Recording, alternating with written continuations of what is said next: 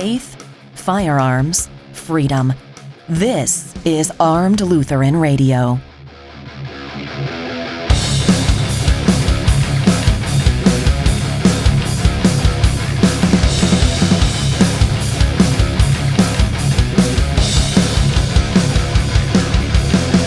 Welcome to Armed Lutheran Radio. I'm your host, Lloyd Bailey, the Armed Lutheran.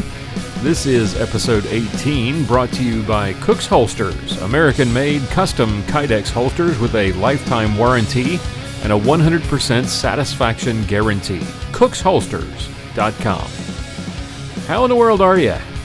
I just got back from Belleville, Texas, just west of Houston, where Sergeant Bill and Mrs. Sergeant Bill and I shot the Republic of Texas IDPA Championship. Drove down to Sealy, the home of the famous mattress company, by the way, after work on Friday. It was A&M graduation weekend, so finding hotels was a bit of a challenge, but managed to find one that wasn't too far from the range. Got up Saturday morning and was met with a thick fog at about 70 degrees. It felt good, but it was kind of humid. And then the clouds broke, the sun came out, and it got hot and sticky as the day wore on. The match was tough, but it was fun. There were no gimmick stages, which I hate. It was all very straightforward, no memory games, no cover traps. Accuracy was really the key. You had to be accurate. There were lots of very, very tough shots, a lot of movers, stages where you were required to shoot, one round per. For example, they had, I think it was stage 5, which is the Battle of Goliad. All the stages were based on Texas history or something to do with Texas. But stage 5 had they maxed out the maximum number of shots that IDPA will allow on a stage, 18, with 18 targets. Best one shot on each target. The furthest targets were hiding behind big steel plate hardcover. You had to be very deliberate, very accurate. If you rushed your shots, you were greeted with the ringing sound of steel. Or if you missed, you went really fast and you said, all right, that's good enough. And you hit the 3 ring or you missed, you also got the dreaded failure to neutralize penalty. So accuracy was really key. There was a member of the Army marksmanship unit that was there for the match. So many good shooters at this match. It was amazing. But this young man shot that 18 target stage in 15 seconds. That's with drawing the gun, going down to your knees, shooting, reloading. Yeah, 15 seconds. Amazing. Every stage, had 3 to 4 safety officers. Every squad was assigned their own squad mom. Ours was a sweet lady named Margaret who just kept up with all the shooting order and the score sheets. We never had to mess with any of that stuff. She kept us moving from one place to the next, made sure we were hydrating, and offered words of encouragement between the stages. She was great. She lived up to the mom in Squad Mom. She was just awesome. One stage had you shoot from the saddle. Of course, you had to have a cowboy stage, right, in Texas. The horse was basically just a 55-gallon water barrel with a saddle strapped to it.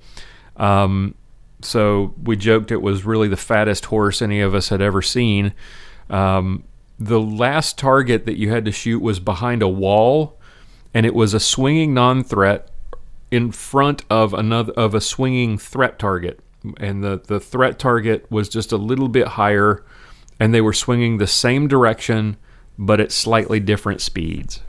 And so after a few swings, they got completely out of whack and they were going crazy. It just looked like something out of the Muppet Show. And I totally nailed that one, right? Not. Missed it 4 times. 10 down and a failure to neutralize. Yes. So on that stage, though, the nice thing, I was waiting on deck, getting ready to shoot, and one of the safety officers comes by and he pats me on the shoulder and he says, "Hey, could I get a picture with the Armed Lutheran after the stage?" I was like, "Yeah, that's awesome, sure." It turns out it's Facebook fan Jim Schultz.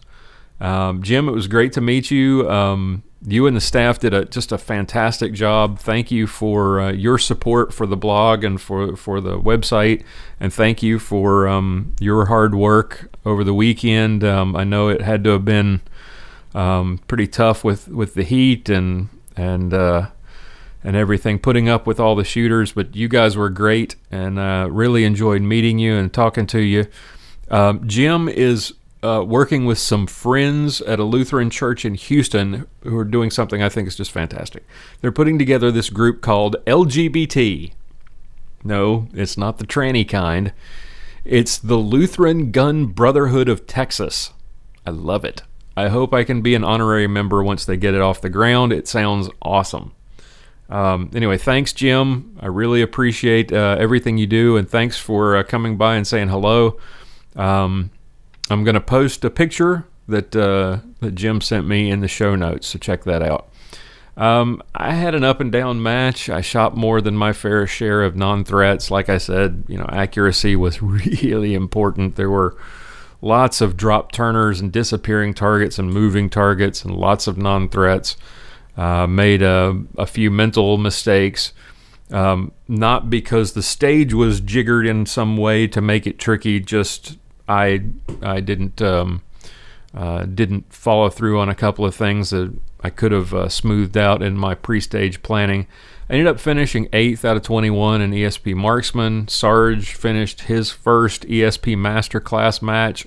Well, it was his second ESP Masterclass match. It was the first one that he actually finished. But he finished in 7th place. I was 146th overall. Bill finished 37th and had scored another first place high law enforcement again. So congratulations to Bill.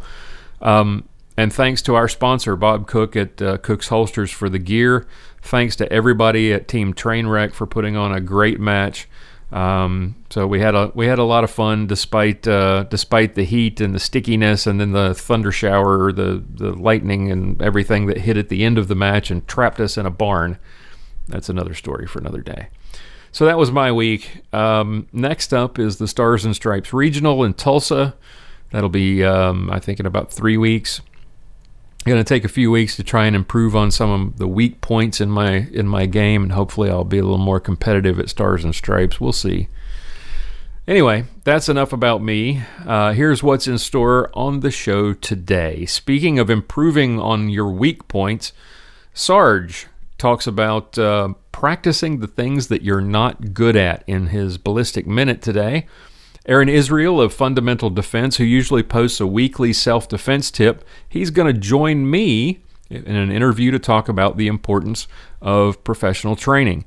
And Pastor John Bennett is back for our Clinging to God and Guns segment. We're going to take on another article by our favorite gun-grabbing evangelical, Reverend Rob Schenck. All that's straight ahead, right here on Armed Lutheran Radio.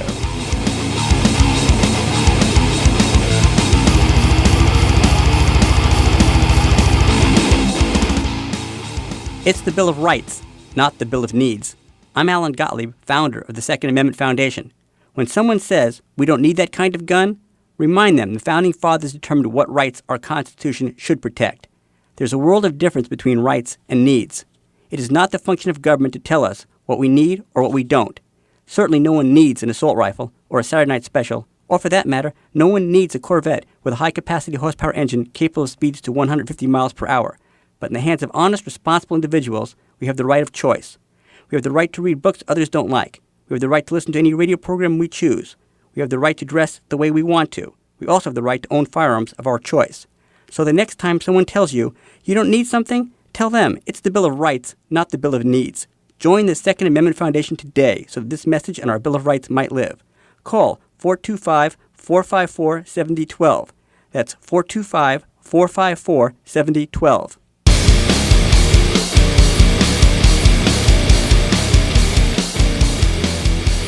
Welcome back to Armed Lutheran Radio. Time now for another Ballistic Minute with Sergeant Bill Silvia. This is Sergeant Bill with your Ballistic Minute. Today's topic is practice what you don't do well. Most people, when they go to the range or they practice, they do the things that they're good at because that's the stuff they enjoy. Nobody likes to really work on the things that's not that much fun. But I know lots of people that are considered really good shooters until you ask them to do something like shoot one-handed or shoot weak hand or shoot faster or shoot multiple targets. They may be really good shots, but they don't practice that other stuff because they're not very good at it. So they're not a well-rounded shooter, and really they're just an accurate shooter. They're not even really a good shooter. So we're going to practice what we don't do well. What does that include? Well, that includes weak hand only shooting, hand-to-hand transfers from your strong hand to your weak hand and from your weak hand back to your strong hand only shooting, reloading on the move. Now that includes slide lock reloads, reloads with retention, and tactical reloads. Whether you do them or not in a competition, it still doesn't hurt to practice them and be good at them, because that handgun is still a self-defense tool, and God forbid you ever have to use it. You want to be able to do all the things you need to do to live through that fight. Here's one of my favorites that I don't do well. Long-range accuracy. Take the time. Push that target out further than you think you were normally shooting at, whether it be 20 yards, 25 yards, 50 yards. Take the time. Slow trigger press and shoot those targets. Get that practice at that long range accuracy. You'll surprise yourself. Keeping the gun up while you're moving through transitions or anything else like that. Then there's the IDPA or USPSA specific stuff like picking a gun up off a table and firing it, or pick it up out of a box and then shooting it, or one of the favorites lately has been the load and stow. Picking the gun up, unloaded off the table, loading it, and then putting another magazine or two on your belt, and then shooting. There are lots of other things that you might be able to add to this list of what you don't do well. Maybe it's time to practice them. This has been your Ballistic Minute with Sergeant Bill. Keep practicing.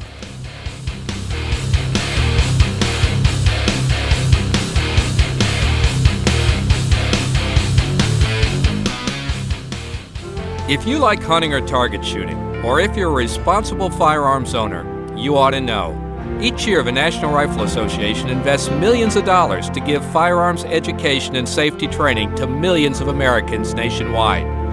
Nobody does more to make Americans safe with firearms, and nobody does more to keep America's firearm freedom safe. For 130 years, we've worked to preserve freedom first. I'm Wayne LaPierre of the National Rifle Association. Hello, this is Pastor Brian Wolfmueller of Table Talk Radio. Hey, pay attention, because you're listening to Armed Lutheran Radio.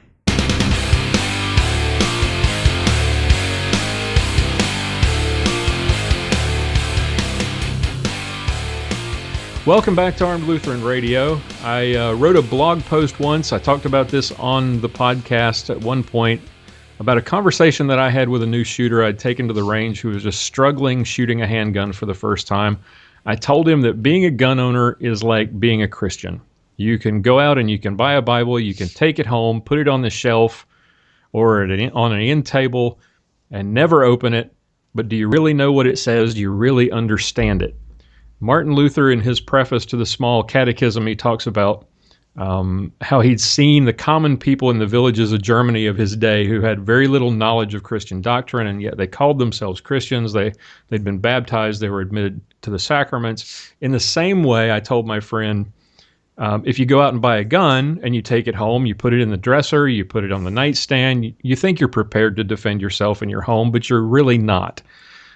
If you don't put in the time to practice, you're not really a responsible gun owner. Well, if you take that a step further, if you don't actually study the Bible, you don't actually go to church where the Lord's word is rightly preached, the sacraments are rightly administered, you can be led astray. There's lots of false doctrine. There's lots of bad information out there. You've got the internet and all this stuff. You can head down the wrong path if you're teaching yourself. The same is true for guns. Sure, you can go out to the range. You can go out on your property and shoot regularly. Maybe you've got your concealed handgun permit. You may think you're trained, but you're really not. And like with the Bible, there's lots of information on the internet, lots of books, lots of it's misleading, much of it's contradictory.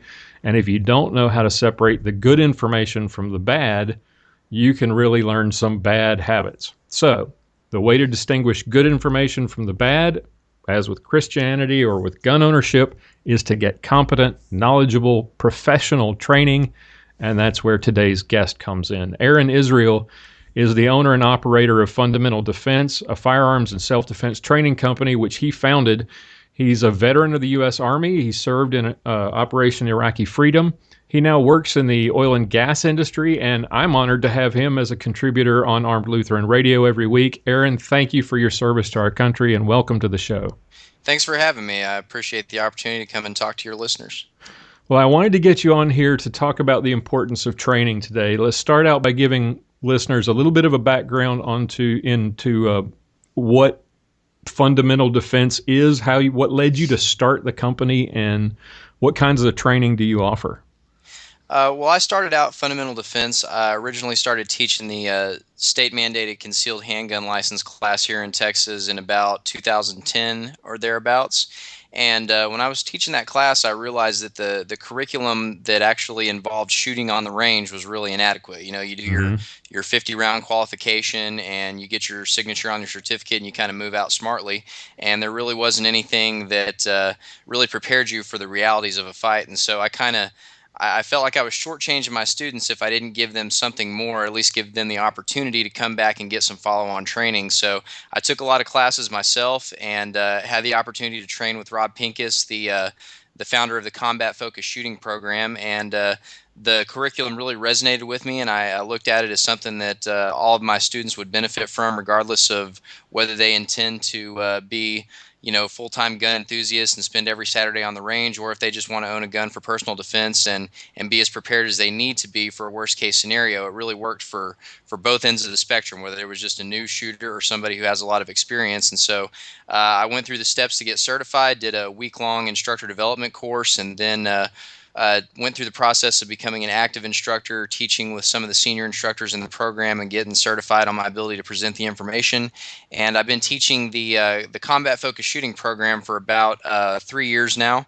And I market it as defensive focused shooting because people hear the word combat and they get the idea that, you got to be a special forces guy and show up in multicam or something like that, when that's really not necessarily our context. And so when people hear defensive, they're less intimidated about coming out to train. And we want everybody from, the 65, 70-year-old lady who I had in the class on Saturday, all the way down to the hard-charging 25-year-old, basic training graduate who's, getting their license for the first time and coming out to take a defensive shooting class. So we kind of like to span the spectrum. And what the class is it's an intuitive defensive shooting program that's designed to make shooters more efficient in the context of a worst-case scenario, which we define as an unexpected attack that you didn't see coming or you wouldn't have gone to that place. Right. And you can't control the circumstances from 1 second to the next once you're in the fight.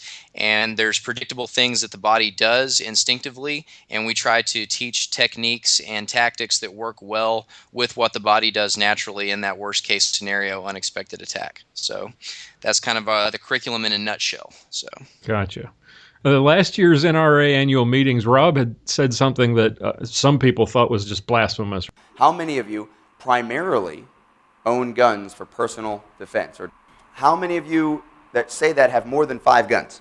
Okay, so you have more than 5 guns and you primarily own guns for defense. Put your hands down if you have taken a defensive firearms class that was not required by the military, law enforcement, or to get a permit. Okay, everybody with your hand up in the air, sell a gun, go take a class. Sell a gun, And the only reason I say sell a gun and take a class is because if you haven't taken the time, effort, and energy to go get training, one of the reasons might be budget. But if you've got 10, 12, 15, 20 guns in your house, and you're saying you're primarily interested in personal defense or home defense, defense of others, defense of your way of life, you've got 20 guns, you've never taken a class, you're a gun collector. Nothing wrong with being a gun collector, but don't raise your hand and say you primarily own guns for personal defense. Yeah, and I think it comes down to the question of why do you own firearms? Now, if you're a hobbyist, if you want to own every gun that exists and you want to have like the nice display case and show off your gun collection to your friends, then continue to accumulate guns. But if you tell yourself that you own guns for the purpose of being prepared for personal defense and you don't have any training, but you've got a safe full of expensive firearms, then I'm kind of calling BS on your mindset there because right. You got to prioritize at some point, right? So. Right. The conversation I always have, not always, thankfully, but frequently will have with people is they find out that, I teach classes and, I'm kind of the gun guy in my circle of friends. And they'll say, I really want to get to one of your classes, but I just can't make it work financially. I can't get the time off work, whatever. And then they'll go and show me the brand new $3,000 AR that they bought the past weekend. And I'm like, right. I thought you couldn't afford it, right? So I don't think the real problem with most gun owners is that they can't afford training. It's that it's not a priority for them. And Rob making that statement about selling a gun and getting to a class was just driving home the point of, figure out what your priorities are. And if you own guns for personal defense and you've got more guns in your safe than you do hours of training, then you probably got things backwards. So. Right. At least be honest about why you've got that gun collection. Exactly. Right.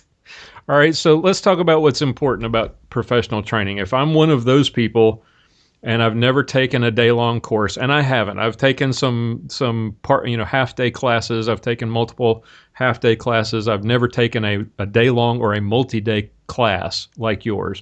What should I expect at one of your defensive focus classes? First off, they are available in 1-day and 2-day formats, right? Yes. So what's the difference? And don't say 1 day. Right. Now, I offer them in 1- and 2-day formats, and really, the 1-day class, you're going to get about 90% of the conceptual stuff, mm-hmm. but there's so much about what goes into surviving a worst-case scenario that it's kind of like drinking from a fire hose in 1 day. Right. And so the second day, really, you're going to get about 10% more of concept. For instance, we don't get into one-handed or weak-handed shooting or anything like that on the 1-day class. We'll get into that on the 2-day. Mm-hmm. But really, day 2 is mostly about getting all those extra reps and really starting to develop those neural pathways and those learned responses to recognize stimuli and learning how to do those things with muscle memory, as we commonly call it. So you're going to get some level of that in the 1-day class, but I really start to see people about lunchtime on the second day. It just kind of everything starts to gel, because on day 1, we're, as soon as you get one thing down, we're throwing something else at you, and there's a lot of intellectual stuff to kind of mull over in your head, and you get that extra night to sleep on it. You come back and ask good questions, and it just kind of helps the learning process better when you got that extra day to really let things settle. So gotcha. How much of these classes is sort of lecture versus actual shooting? What's the balance there? How much of it is sort of you demonstrating, or is it just? I mean, what do we expect? Well, the kind of the mantra we have in the combat focused shooting community is we're teachers, we're not demonstrators. So right. I only teach what I need to teach to get the concept across to the students. So within the first about 5 minutes of the class, I'm going to know pretty much where everybody's at as far as the skill that they're bringing into the class. Gotcha. And my goal is, and I always tell students at the beginning of class, I tell them, what you should learn today is, what am I good at? What do I need work on? And then you should have a plan for what you're going to do to address those issues that you need work on in the near future. Right. And so as far as lecture versus shooting, within the first 30 minutes, we're taking our first shots. There's no classroom. The classroom is me, taking out a Sharpie and writing on the target and explaining concepts right there on the line, right. Which, sometimes is a little bit hot in Texas, so people probably wish we had a classroom sometimes. But, and, when it's rainy and stuff like that, we'll pull inside if we need to and do that. But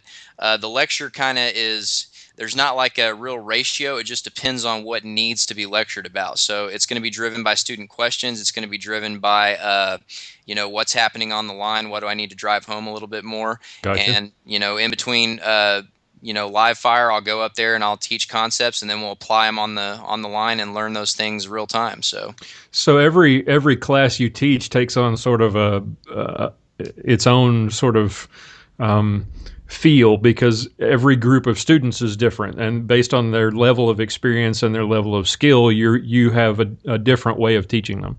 Absolutely. Like, for instance, this past weekend, I kind of had a class that cut across the whole swath of gun owners. I had a lady in her late 60s, never shot a gun before. It's her first time to come to any kind of training.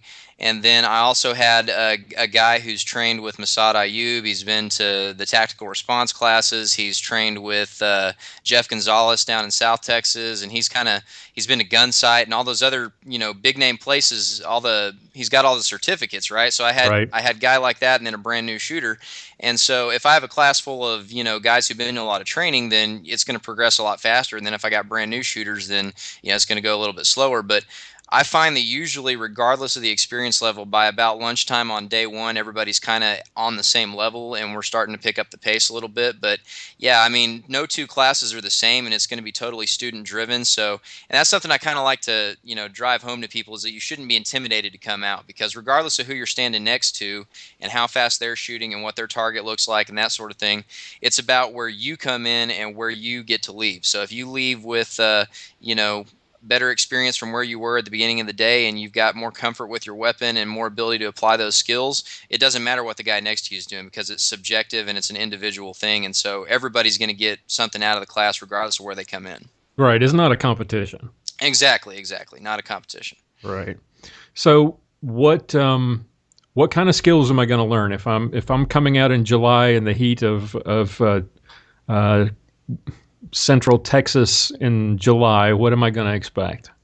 Well, it's pretty simple. We're going to start out with the basics. We're going to learn how to get the gun to full extension and in parallel with our line of sight, and take a multiple shot rapid string of fire at the high center chest, which is the highest percentage area on the body to shoot at. And we're going to learn a little bit about human anatomy and why we target that area. Right. And then we're going to learn how to use our sights when we need to, how to apply that precision when we need to get a more precise hit. And then we're going to learn about moving offline and why it's a good idea to move when in between recognizing the need to shoot and being in position where you can. Right. And then we're going to learn about the body's natural reactions and what that means for you as a defensive shooter, because there's certain ways that you might shoot. Like, I know you're a big competition guy. You're going out to the IDPA regional, which is great. I shoot competitions as well, but it's a totally different ball game when you throw in what your body actually does and can predictably be seen to do in dash cam videos and surveillance footage and that sort of thing, what we see happening in fights and how that affects what you train on. So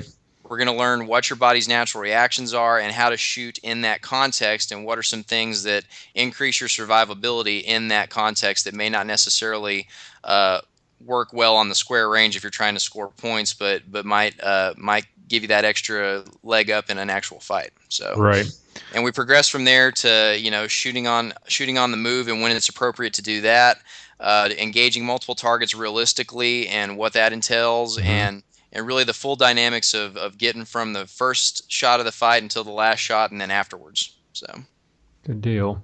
So what should I bring? What's the standard loadout that a student wants to or needs to bring? Obviously, shorts and sunscreen. Yeah, shorts and sunscreen, especially in Texas. Yeah, we're gonna definitely. You don't want that range tan, so you got to remember to reapply. Sometimes I have to remind myself so I don't go home looking like a raccoon. But yeah, you're gonna want your a defensive handgun, which whatever you plan to carry. And I put a caveat in there when I send out my confirmation email. I discourage people from bringing like the palm size pocket pistols like the 380s, just because they're difficult to learn with. But even if you show up with that, we're gonna learn its limitations and that sort of thing. You might decide you don't want that gun by the end of the day. Right. But whatever your defensive concealed carry handgun is, and then a good concealed carry type holster, or if you want to, an outside the waistband type open carry holster is fine to learn on. Most people that show up in a class are going to show up with the same type of things you'd see in competition, like an outside the waistband belt holster, that sort of thing. But they'll usually also bring whatever they plan to conceal with, an inside the waistband, like a crossbreed holster or something like that. Right. And then from there, we shoot about 1,200 rounds in 2 days and about half that in 1 day, and then a couple of spare magazines, at least 2 spare mags, and the more the better. So just cuts down on how often you have to reload, take breaks. But other than that, just an open mind, a pen and paper to take notes if you are so inclined, and we move out from there. Okay, good deal. I would assume a hat, some sunglasses, and and water. Yes, definitely. Yeah, definitely want to bring lots of water because, Caleb Cossey, my friend over at Lone Star Medics, would be remiss if I didn't remind you guys to drink water. He'd find out about it without even knowing and shoot me out for it. So,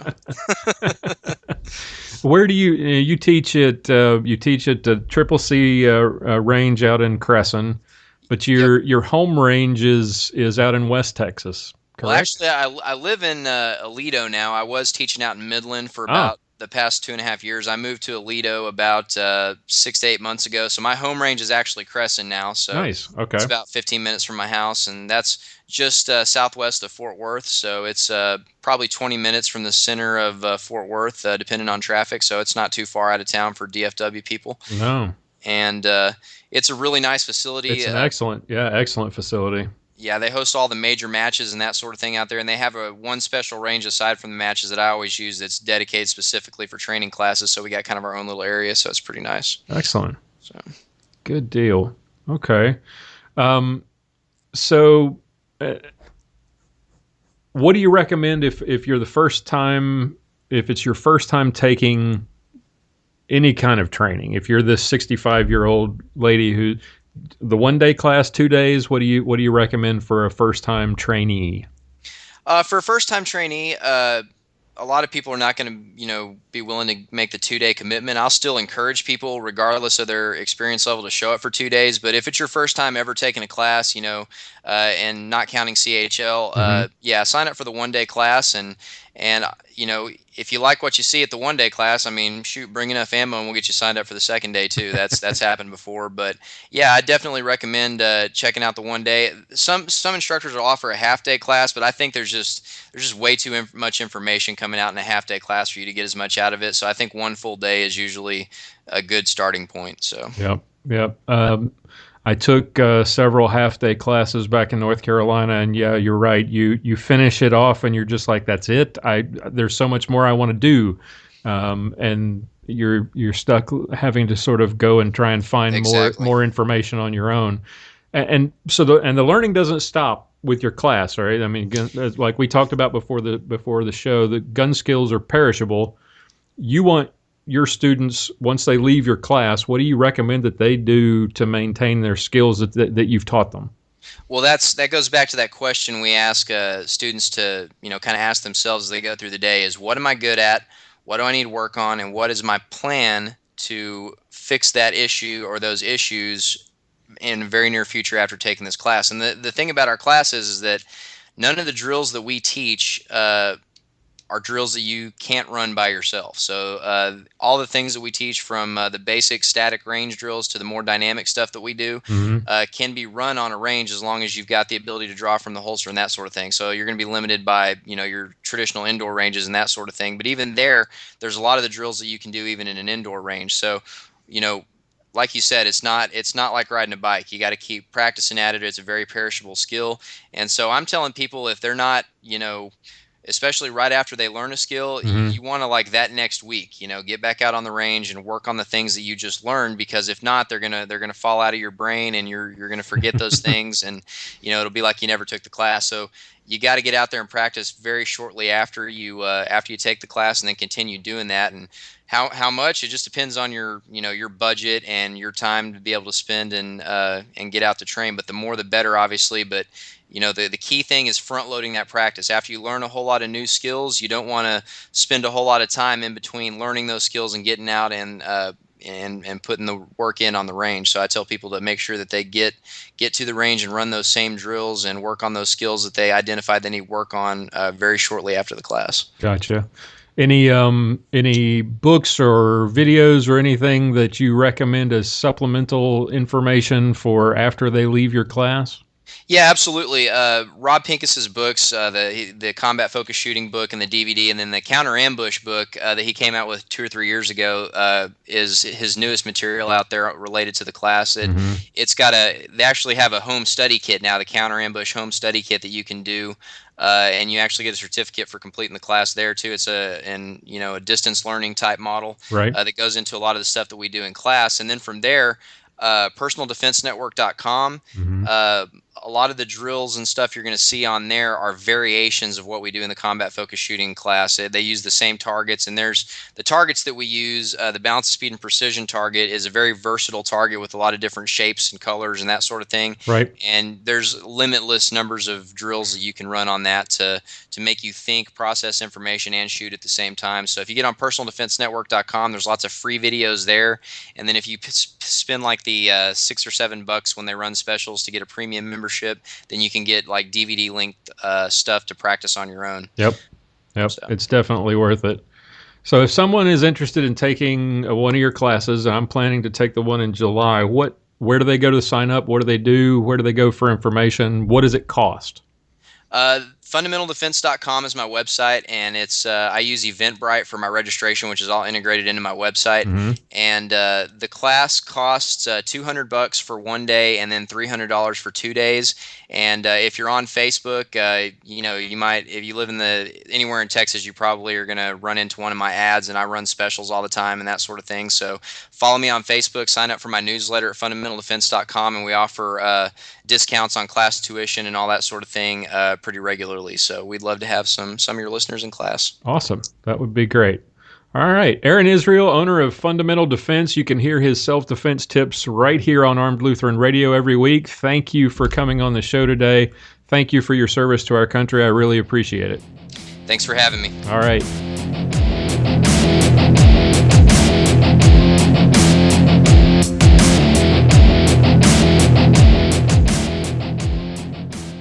So you have your concealed carry permit or license to carry. Now what?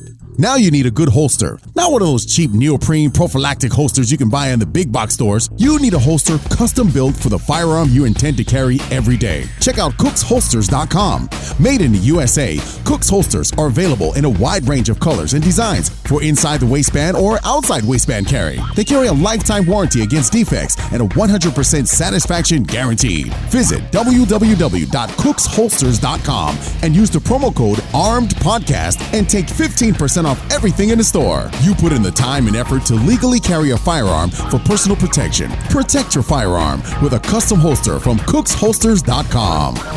Pistols, prayer, and potluck. You're listening to Armed Lutheran Radio.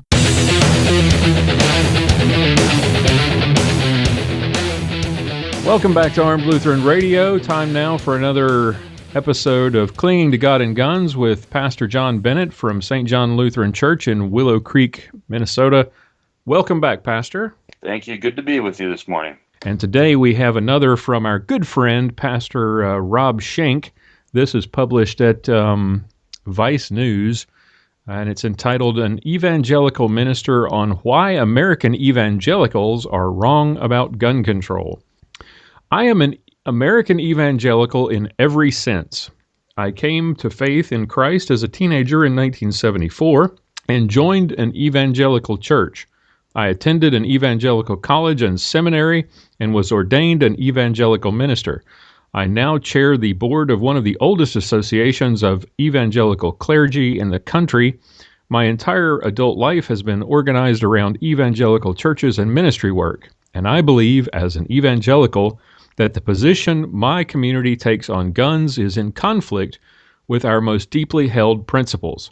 Polls suggest that evangelicals are the largest religious group most opposed to gun control laws, and that we're the religious group most likely to have access to guns. Critics like to point out that this appears to contradict what Jesus said about peace and love in his Sermon on the Mount. But there is an explanation for this seeming dichotomy rooted in a long and complex history. The first question I have, who died and made Rob Schenck spokesman for all evangelicals? Well, he did. He didn't die.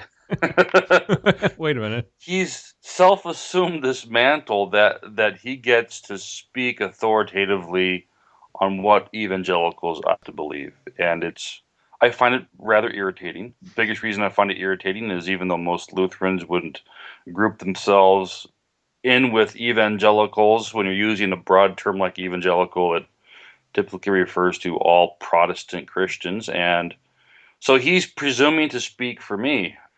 So that's the first point. And the second point here is that He says critics like to point out that this appears, gun ownership, advocating for the Second Amendment, etc., appears to contradict what Jesus says about peace and love in the Sermon on the Mount. But what does Jesus say in Matthew chapter 10? Here's what we find, verses 34 through 36. Do not think that I came to bring peace on earth. I did not come to bring peace, but a sword. For I have set a man against his father, a daughter against her mother, and a daughter-in-law against her mother-in-law, and a man's enemies will be those of his own household. So you look at Matthew chapter 10, and the context, Jesus has just sent out his disciples, the 12 apostles. He's instructed them to pronounce peace on the houses and the towns they enter. But then you have Jesus saying, do not think that I have come to bring peace, but a sword. The truth is that the message of the gospel is a dividing message, and we can see this clearly. Even Christians don't agree on what true doctrine and false doctrine are. So when Jesus speaks of peace in the Sermon on the Mount, he's speaking about an eternal reality. Right.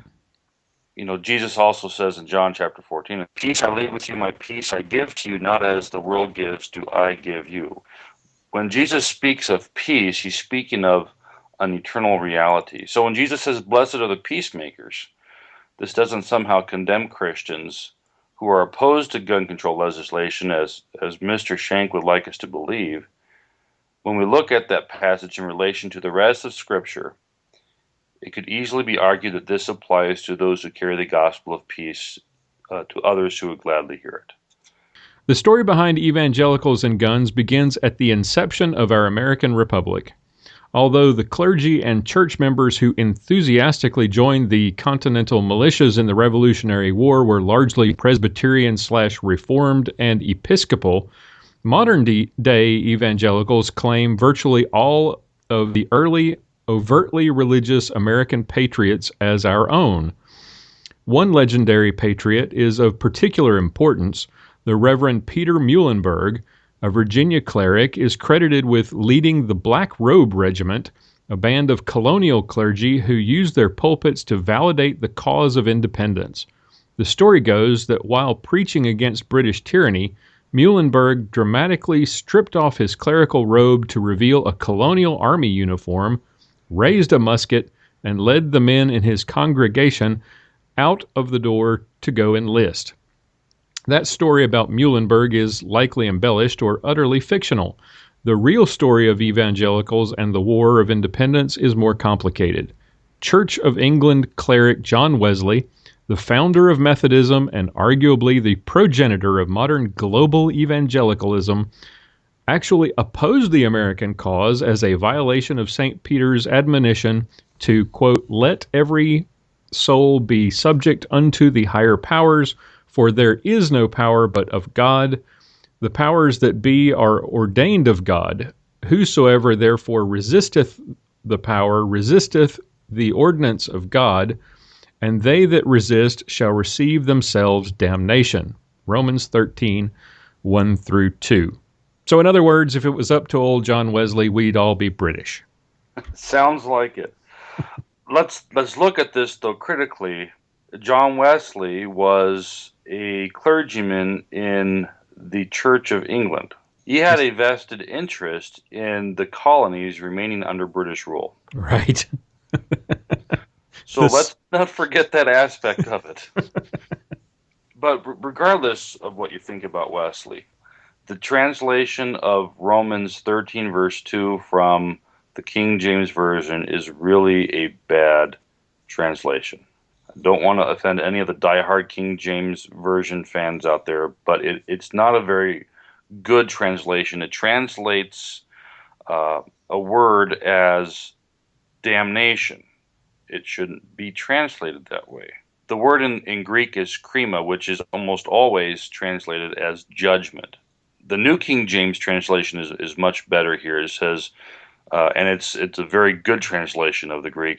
It says, those who resist will bring judgment on themselves. What Romans 13 verse 2 means, the way it ought to be applied, is that if one is going to resist the government, they ought to be prepared to face the consequences.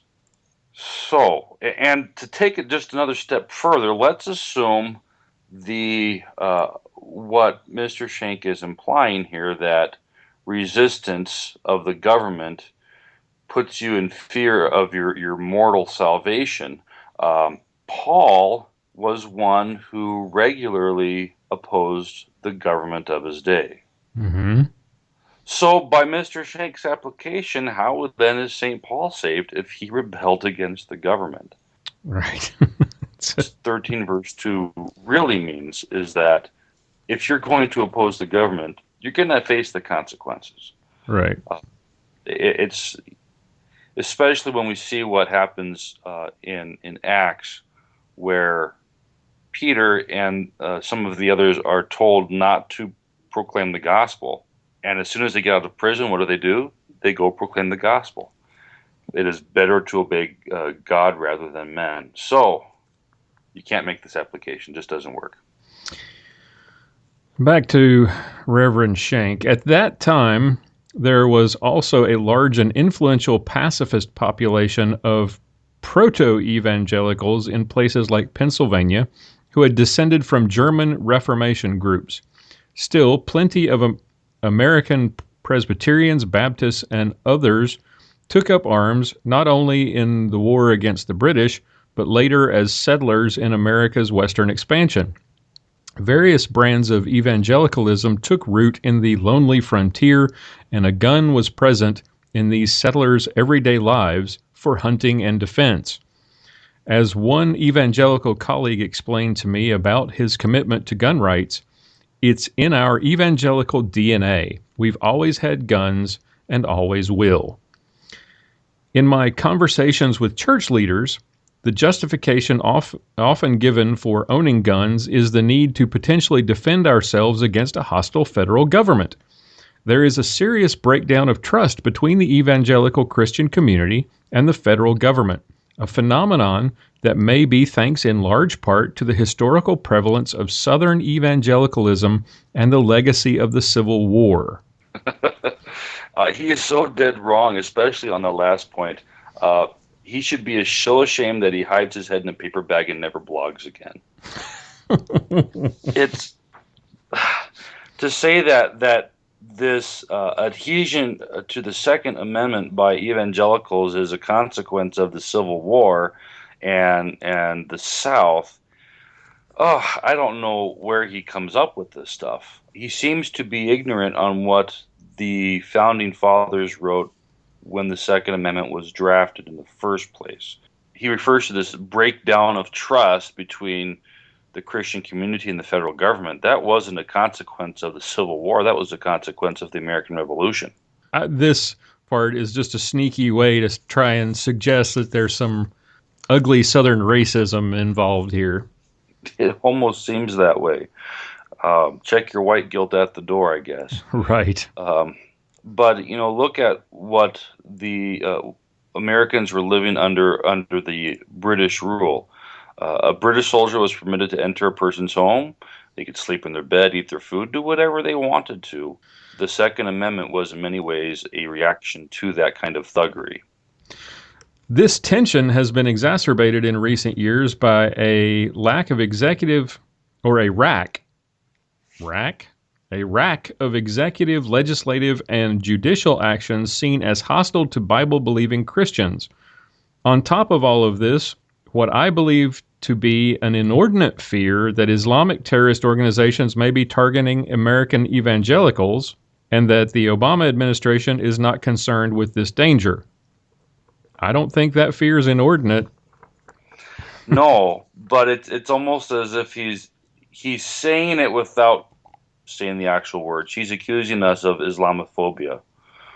Oh yes, we're not only are we a bunch of Southern racists, we're also a bunch of Islamophobes. Yeah. This is so subtly offensive. It's not. It's precisely this breakdown of trust, and even more so, this pervasive fear, that has led me into the conversation and debate over armed discipleship, quote unquote. Through my reading of Scripture, examination of the life of Jesus Christ and his disciples, study of historic Christian moral instruction, and survey of Christian ethics, I've concluded that evangelical readiness to use lethal force, especially with guns, is contrary to the gospel we preach and seek to live out. Good for him. That's his own. He's come to his own conclusion. Good for him. He doesn't speak for me. He doesn't speak for evangelicals, even though he would like to think he does. He needs to get off his high horse. What I find absolutely appalling, though, is that he characterizes advocates of the Second Amendment as those who have a readiness to use lethal force. He makes it sound like we're all running around looking for an opportunity to shoot a bad guy. Mm-hmm. I've really come to the conclusion that this isn't so much about theology as it is about a political ideology. But he does not understand the mindset of your average responsible gun owner. He simply does not. The ownership of a gun is no different than the ownership of a fire extinguisher. It's not that we want a fire to happen. It's that we want to be prepared in case one does happen. We want to be able to protect our family if a fire does happen. It's no different when it comes to guns. Good point. Good point. Yeah, I mean, it's like wearing your seatbelt. Are you wearing your seatbelt because you're looking to get in a car crash? Right. I'm hoping for a big whiz bang of a crash today. Buckle up. Buckle up, kids.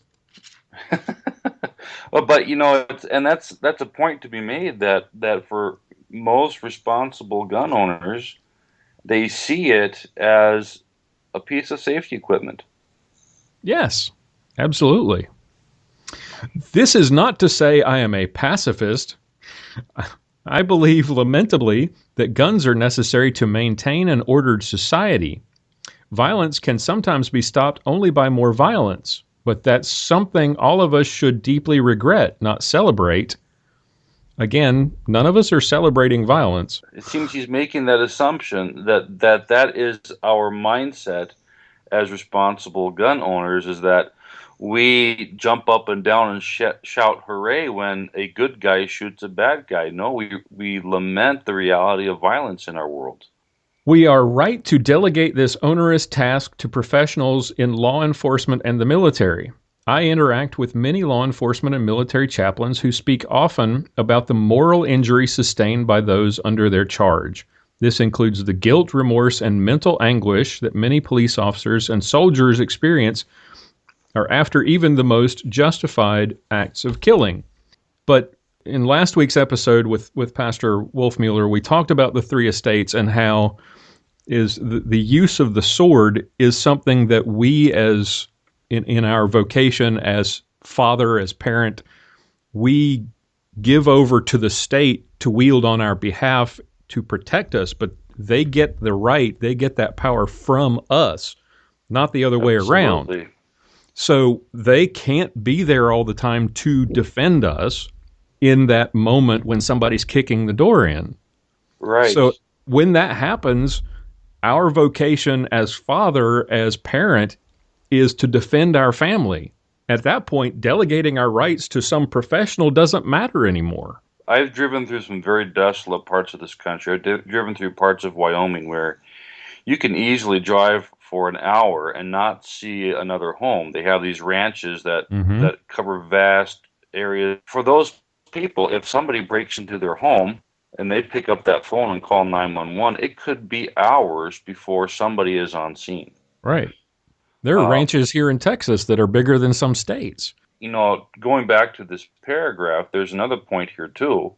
He talks about just how horrific it is for those who have to go through a justified use of lethal force and how difficult it can be on them psychologically. But let's take a look at what happens if they didn't use lethal force. Instead of having to counsel somebody on getting through that difficult part in their life, you would then be comforting the mourning family at the death of their loved one because they didn't defend themselves. Exactly right. Apparently, Pastor Schenck thinks it would be better if we were mourning by the graveside.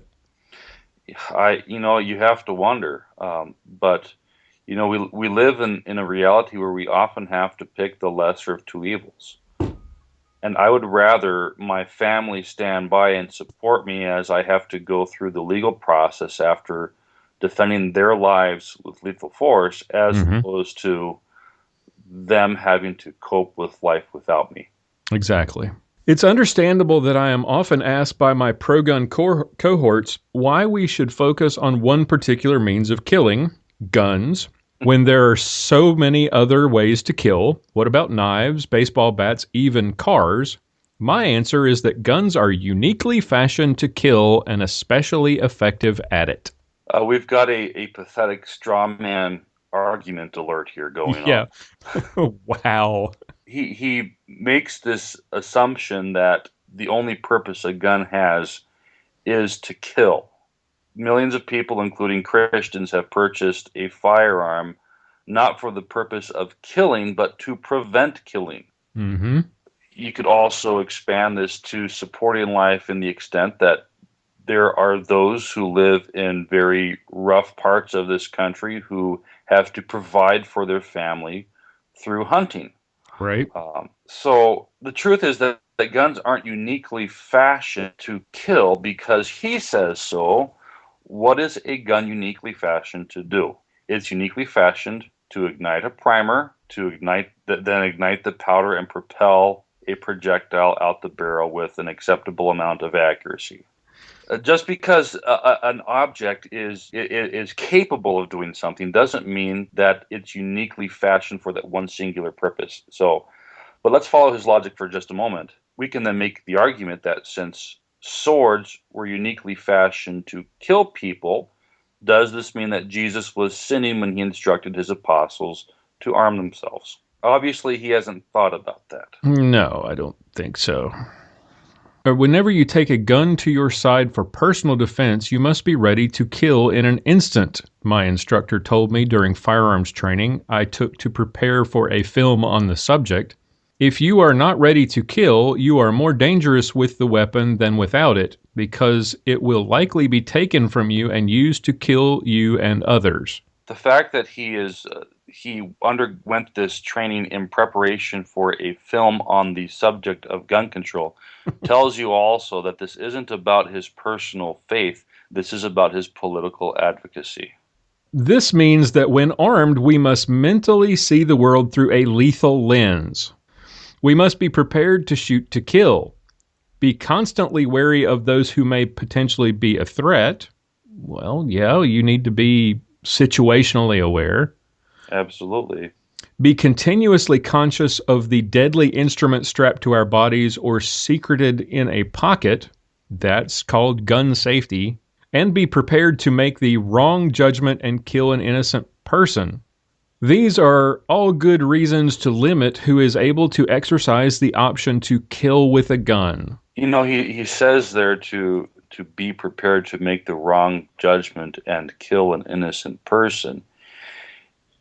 It's like he's making the blanket statement that gun owners are irresponsible in taking innocent life. Right. I don't see that happening as much as he would like it to think. Most of the gun violence we're seeing are not lawful gun owners. The vast, vast majority are people who shouldn't have guns in the first place. They're criminals. Exactly. The ones who, by and large, are exercising wrong judgment to kill innocent life are criminals. Right. The idea that Americans can shoot to kill at will in almost any situation, under almost any circumstance, with little or no training or accountability is not, to me, a Christian moral vision. It's time that we evangelicals prayerfully and in a biblically informed way re-examine our position on lethal firepower and challenge the often sinful impulses that find expression through the false security and too easy relief that a deadly weapon provides. I don't understand his mind. Well, it's a liberal mindset, but that's true of anything. It absolutely. I can, as an American, use my car in a manner to take human life in almost any situation and under any circumstance. But there's going to be consequences for those actions. Right.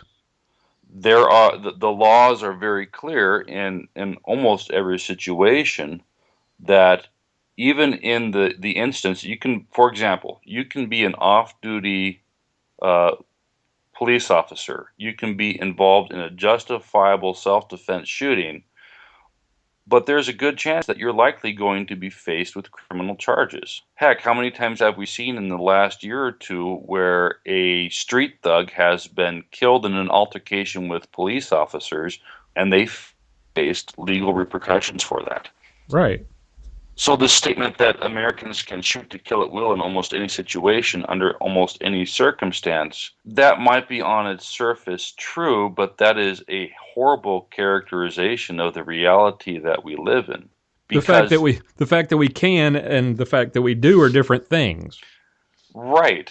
And the fact that we can and versus the fact that there are strict legal consequences are also two different things, because it seems as if he is implying that we now have this legal protection to shoot people willy-nilly.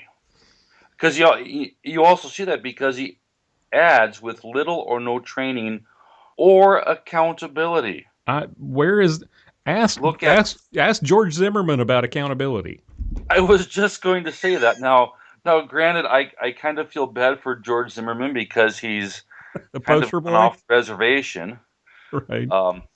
But when you get a concealed carry permit and you carry on a daily basis, he says that you are then ready to kill under any circumstances. But that's not the mindset of the gun owner. When I holster my weapon before I leave the house, I not only have assumed the responsibility of, if the occasion arises, of having to use deadly force against deadly force to protect my life, I have also assumed the legal consequences that come with that action. Yep. He says to challenge the often sinful impulses that find expression through the false security and too easy relief that a deadly weapon provides. Mm-hmm. So he's accusing every responsible gun owner of sinful impulses simply because they've made the decision to own a firearm. Was Christ given in to sinful impulses when he told his disciples to go get swords? He was supposed to be sinless, and yet he encouraged his, and so much for this, lead us not into temptation, if he went and told his disciples to go out and give in to their sinful impulses and buy swords. Right. But remember from his previous article, it means they could only own two. Right. just wanted to point that out. I forgot about that. Loving our neighbor and being ready to kill our neighbor are things that we must reconcile as Christ followers. Well, if my neighbor comes and kicks my door in and tries to kill me, that's a whole different thing.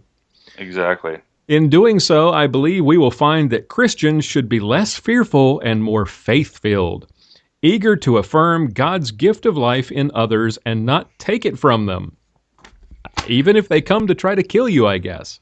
I guess so, but he doesn't understand that responsible gun owners who have made the decision to own a firearm for self-defense haven't done so with the intent of taking life. They've done so with the intent of preserving life. Right. And he needs to understand that. Absolutely. And it's not about fear. This idea that we are fearful of the world around us, that we're paranoid, and that's why we think we have to have a gun. It's not fear. It's preparedness. We understand what the world is. The world is sinful. There are wicked and evil people who are willing to do awful things to us and our family, and we want to be prepared to protect ourselves from it. Yes. And faith-filled is great. My faith is in God, but not in the guy across the street. I don't have any faith in fallen, wicked men. Not when you look at the news every day and see what they do to each other. All right. Well, I think that's, again, thoroughly debunked. Thank you again for joining me, Pastor. It was a pleasure. All right. And thank you all for listening. Be sure to join us next time for another episode of Clinging to God and Guns right here on Armed Lutheran Radio.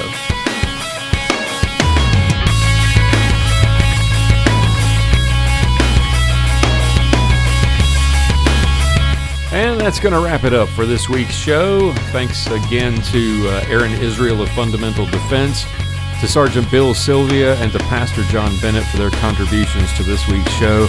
And thank you for listening, downloading, and subscribing. I hope you'll join us again next week. Until then, keep shooting, keep praying. We'll talk to you next time.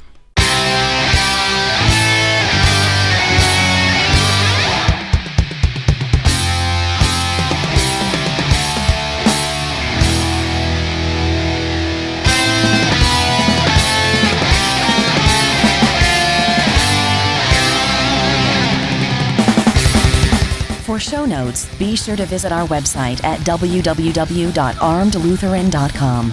Be sure to follow us on Twitter @ArmedLutheran and like us on Facebook at www.facebook.com/TheArmedLutheran. You can contact us by email at armedlutheranradio@gmail.com or leave us a voicemail at 855-54-ARMED.